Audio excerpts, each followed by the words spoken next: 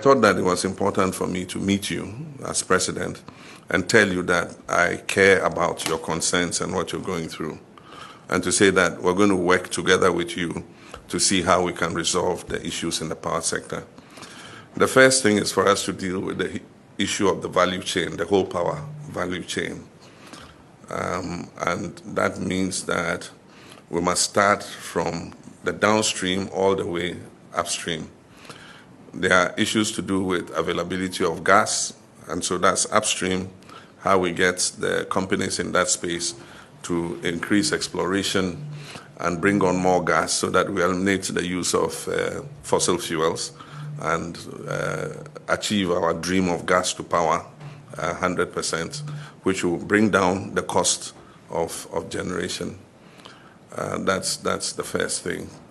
And the next is to see how we can bring more efficiency in terms of your sector and the production of power so that we can pass on any benefits to the Ghanaian people.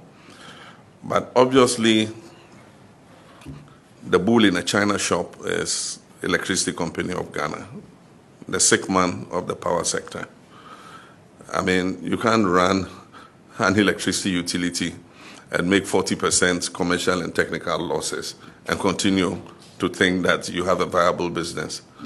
And so something must give in that sector. And that's why I've said that we are looking at introducing private sector participation.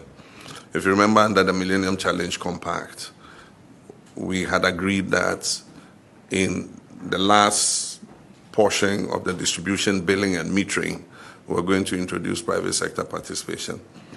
And so I remember I signed the contract eventually, the compact, and we started the whole process with improving the national grid with the bulk supply points, the BSPs, and all that. But there was also a component for private sector participation in billing and metering. And so the new government took over, and that's when the whole PDS saga happened. Even as irregular as PDS was and as inefficient as it was, I mean, when PDS came, you could see an increase in the revenue that was being collected. And so if we do it more transparently, more fairly, more competitively, I'm sure that we'll get an efficient partner to join us in terms of billing and metering so that we can eliminate the huge losses that ECG is making.